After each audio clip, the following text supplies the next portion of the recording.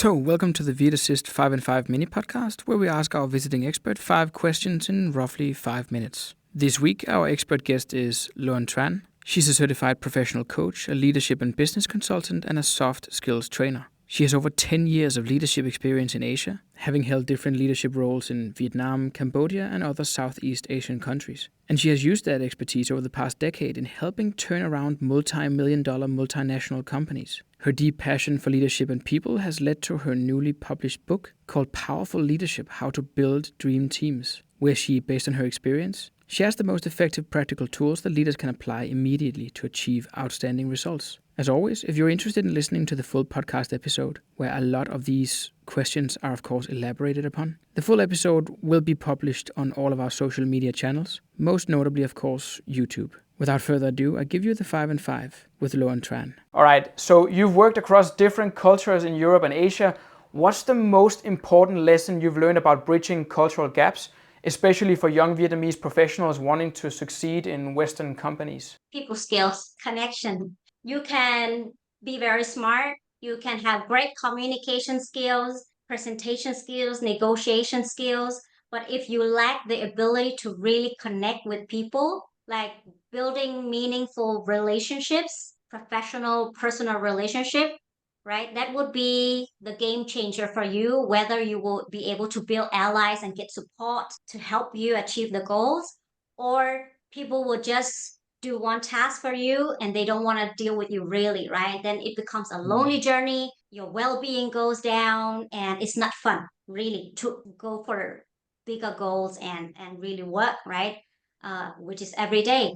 So connection, genuine care, interest in people you work with, your bosses, your peers, or your subordinates, direct reports, genuine care, interest in connecting with people, listening to them, care about them, wanting to nurture the relationship and work really, really well with them, right? Like, so even though you will change careers later on, but those connections you will build and develop will be long lasting, right? And I think before we all die, I think what we will look back and be proud of is, wow, I had a life with really great connection, which was really meaningful. Right, right. All right, so in your book, you talk about building dream teams, right? So what's the number one piece of advice you would give to young Vietnamese professionals looking to lead or be part of successful remote or international teams? For young Vietnamese to work for international teams? Yeah, so the number one piece of advice for a young Vietnamese professional looking to be successful when working with international teams. Related to something that we already talked about before is the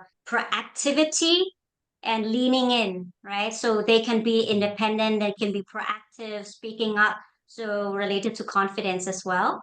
And I think this is the way to go, not what the typical or what maybe they have heard how you should behave when you are working, in a corporate world, but actually in the Western world, it's more like being more proactive, creating the trust and adding the value, so being dynamic and flexible. Great. Okay, so if possible, can you also tell us what was the biggest challenges you faced when moving from Denmark to Vietnam, and how did that experience shape your leadership and coaching approach? Imposter syndrome is definitely one.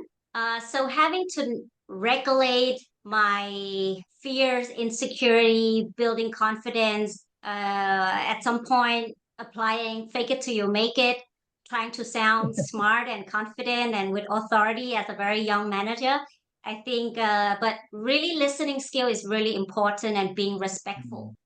So in any new organizations, when you're new, even if you have been working there for a long time, being able to listen well and showing respect will get you a really long way. For young Vietnamese professionals who aspire to work remotely or with international companies, which soft skill do you think is the most crucial for standing out and thriving in today's competitive global market? If you had to mention one. I'll probably say the same thing that I already mentioned, right?